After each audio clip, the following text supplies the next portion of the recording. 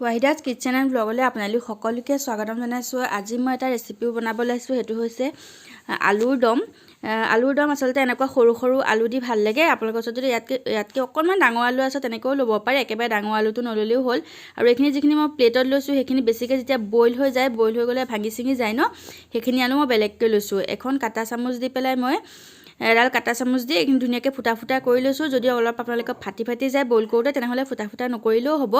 ফুটা ফুটা কৰিলে কি হয়, ভিতৰলৈকে মছলাবোৰ সোমাই যায়, ভাজোতেও ভিতৰলৈকে অলপ কুৰকুৰীয়া হয়, তেতিয়া খাবলৈ ভাল লাগে। কিন্তু একেবাৰে বেছি কুৰকুৰীয়া হৈ গ'লেও বেয়া লাগে। ফুটা ফুটা কৰি দিলে ছফ্ট হয় আৰু ভাল লাগে, তেলখিনি সোমাই যায় ভিতৰলৈকে, মছলা পাতিবোৰো সোমায়। আৰু যিখিনি আলু মই এনেদৰে লৈছিলোঁ সেইখিনি হাতেৰে পিটিকি দিয়াতকৈ এনেকৈ যদি কাটা চামুচখন দি দিওঁ, তেনেহ'লে একদম যিখিনিকে খেলখেলীয়া হৈ যায় ন, মানে যিখিনি বেছি পেষ্ট হৈ নাযায়গৈ, এনেকৈ অলপ অলপ গোটা গোটা হৈ থাকিলে আচলতে গ্ৰেভিটো বৰ ধুনীয়া হয়। এতিয়া এখন কেৰাহী পাতি দিলোঁ। কেৰাহীত মই অকণমান বেছিকৈ তেল দিম, যিহেতু মই আলুখিনি এতিয়া ভাজিব লাগিব। যদি কম তেলত ভাজিলে আলুখিনি ভাল নহয়, সেইকাৰণে অলপ সৰহ তেল লৈছোঁ। যদি আপোনালোকে কম তেলত ভাজোঁ বুলি ভাবে, তেনেহ'লে আলু কমকৈ দিব, তেতিয়া ভাল হ'ব। মই যিহেতু অকণমান বেছিকৈ তেল দিছোঁ, সেইকাৰণে গোটেইখিনি আলু এতিয়া একেবাৰতে দি দিম। যিহেতু মই বহুত বেছি আলু লোৱা নাই, কম মানুহৰ কাৰণে বনাম। আৰু ইয়াতে মই অকণমান নিমখ আৰু অকণমান হালধি গুড়ি দি দিছোঁ। যদি আপোনালোকে ইয়াত জলকীয়া গুড়ি অকণো কালাৰটোৰ কাৰণে দিব বিচাৰে, তেনেহ'লে দিব পাৰে। মই ইয়াত জলকীয়া গুড়িটো দিয়া নাই, যিহেতু মই বহুত বেছি কালাৰ এটা নকৰোঁ আলুখিনিৰ, অকণমান কালাৰটো কমকৈ ৰাখিম। সেইকাৰণে এনেদৰে কমকৈ জুইটো দি পেলাই এনেদৰে অলপ অলপকৈ ভাজি লৈছোঁ।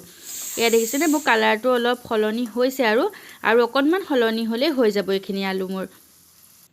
এতিয়া এটা পেষ্ট বনাবৰ কাৰণে কেইটুকুৰামান মই আদা লৈছোঁ আৰু কেইফুটামান নহৰু লৈছোঁ আৰু এটা ডাঙৰ পিঁয়াজ এনেদৰে টুকুৰা টুকুৰকৈ কাটি লৈছোঁ আৰু এইখিনি কাজু লৈছোঁ আৰু কেইটামান শুকান জলকীয়া লৈছোঁ। কাজু যদি আপোনালোকৰ ওচৰত নাথাকে তেনেহ'লে নিদিলেও হ'ব, কিন্তু কাজুটো দিলে কি হয়, হোটেলৰ দৰে হয়, খাবলৈ খুবেই সোৱাদ হয় তেতিয়া। আৰু যদি নিদিয়ে তেনেহ'লে নিদিলেও হ'ব। এয়া আলুখিনি হৈ গ'ল মোৰ, ইমানতে আলুখিনি নমাই দিছোঁ। ইয়াতকৈ বেছি ৰঙা নকৰোঁ, মই ইমানটো জোখতে খুবেই ভাল পাওঁ।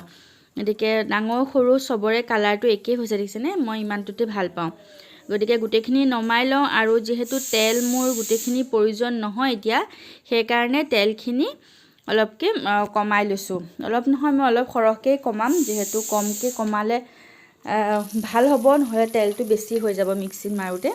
আৰু যিটো মই পেষ্ট ৰেডি কৰিছিলোঁ, সেইটো মই এতিয়া যিকণ তেল আছিলে সেই তেলতে যিখিনি ৰেডি কৰি লৈছোঁ, সেইখিনি আদা নহৰুখিনি গোটেইখিনি ইয়াতে এনেদৰে দি দিছোঁ। আৰু দেখিছেনে, অকণমান পিঁয়াজৰ কালাৰটো সলনি হওঁতে দুটা বিলাহী এনেদৰে কাটি লৈছিলোঁ, সেই বিলাহীকেইটাও মই ইয়াতে দি দিছোঁ। আৰু ইয়াতে যদি আপোনালোকে ভাবে অকণমান নিমখ দি দিওঁ বিলাহীটো সোনকালে গলিবৰ কাৰণে, তেনেহ'লে নিমখ দি দিওঁ, নিমখ অকণমান দি দিব পাৰে বিলাহীৰ ওপৰত। কিন্তু মই নিমখ দিয়া নাই, যিহেতু 4 মিনিটমান লৰোৱাৰ পাছতে এনেদৰে ধুনীয়াকৈ বিলাহীটো গলি গ'লগৈ। এতিয়া এইখিনি অকণমান ঠাণ্ডা হ'ব দিলোঁ। ঠাণ্ডা হোৱাৰ পাছতে মিক্সি বাতি এটাত দি দিলোঁ এনেদৰে, আৰু মিক্সিটোত দি ধুনীয়াকৈ এটা পেষ্ট ৰেডি কৰি ল'লোঁ। দেখিছেনে, বহুত ধুনীয়া এটা পেষ্ট হৈছে। আৰু যিখন কেৰাহী লৈছিলোঁ সেইখন কেৰাহীয়ে লৈছোঁ, বেলেগ কেৰাহী নাই লোৱা। তাতে যিখিনি তেল অজৰাই থৈছিলোঁ তাৰ পৰা অকণমান তেল ল'লোঁ আৰু গেছটো প্ৰথমে বন্ধ কৰি লৈছোঁ। বন্ধ কৰি পেলাই অকণমান জলকীয়া গুড়ি কালাৰটো দি দিছোঁ। আৰু গেছটো জ্বলাই পেলাই আপোনালোকে কালাৰটো নিদিব। যদি বহুত বেছি গৰম হৈ থাকে তেলখিনি, জলকীয়া গুড়িকণ দিয়াৰ লগে লগে একদম ক'লা হৈ যাব আৰু তৰকাৰীখন পাছত দেখিবলৈ খুবেই বেয়া লাগিব গ্ৰেভিখিনি। সেইকাৰণে জলকীয়া গুড়িখিনি একেবাৰে গৰম তেলত দিব নালাগে। যদি বেছি গৰম হৈ থাকে তেনেহ'লে জলকীয়া গুড়িখিনি পাছত দিব। আৰু দেখিছেনে, মই তেলতে পেষ্টটো দি দিলোঁ। আৰু যদি আপোনালোকে তেলতে পেষ্টটো নিদিয়ে তেনেহ'লে এটা তেজপাত, অকণমান পাঁচফোৰণ দিব, নহ'লে অকণমান জিৰা দিব, দি পেলাই আপোনালোকে বনাব পাৰে, ইলাচি দুটা দি পেলাই। কিন্তু মই ডাইৰেক্ট দি দিছোঁ, মই যিহেতু পিছত দিম। আৰু যিকণ আলু মই ৰেডি কৰি থৈছিলোঁ পেষ্টটো, আলুখিনিও দি দিলোঁ ইয়াতে। আপোনালোকে পিঁয়াজো সৰহকৈ দিব পাৰে, কিন্তু পিঁয়াজ সৰহকৈ দিলে কি হয়, আলুখিনিৰ ঠাইত পিছত গ্ৰেভিখিনি মিঠা মিঠা লাগে। সেইকাৰণে মই কি কৰোঁ, পিঁয়াজৰ ঠাইত সেইকাৰণে আলুকে অকণমান গুড়ি কৰি দি দিওঁ। আৰু ইয়াৰ ওপৰতে মই অকণমান হালধি গুড়ি দিছোঁ, সোৱাদ অনুসৰি নিমখ দিছোঁ, আৰু অকণমান জিৰা গুড়ি আৰু অকণমান ধনিয়া গুড়ি দিছোঁ। যদি আপোনালোকে ভাবে জিৰা গুড়ি আৰু ধনিয়া গুড়ি নিদিওঁ, তেনেহ'লে নিদিবও পাৰে। ইয়াত নিদিলেও খাবলৈ বেয়া নালাগে, জিৰা ধনিয়া গুড়িটো খাবলৈ সোৱাদটো একেই থাকে। অকণমান দি দিছোঁ, তেতিয়া ভাবিলোঁ অকণ ভাল লাগিব। আৰু এইখিনি অকণমান শুকাই যোৱালৈকে এনেদৰে এতিয়া মই লৰাই আছোঁ। অকণমান কমি গৈছে, দেখিছেনে, এইখিনি অকণমান মই এতিয়া ফুটিবলৈ দিম। হৈছে ধুনীয়াকৈ ফুটিলে আৰু তলত অকণমান লগা নিচিনা হৈছে। এনেকুৱাতে মই ইয়াতে যিটো মিক্সি বাতিটোতে অকণমান লাগি আছিলে ন, সেইখিনিতে অকণমান পানী দিলোঁ। পানী দি পেলাই গোটেইখিনি লৰাই পেলাই ইয়াতে দি দিছোঁ, যিহেতু সেইখিনি পেলাই কেলৈ দিম, ইমান ধুনীয়া এটা পেষ্ট তাতে লাগি আছে, সেইকাৰণে গোটেইখিনি ধুই পেলাই ইয়াতে দি দিলোঁ। এতিয়া এইখিনিও অকণমানকৈ শুকাবলৈ দিম, তেলটো অকণমান ফুটিবলৈ দিম। এই দেখিছেনে তেলটো ফুটি আহিছে। এনেকুৱাতে মই এতিয়া ভাজি থোৱা আলুখিনি দি দিছোঁ।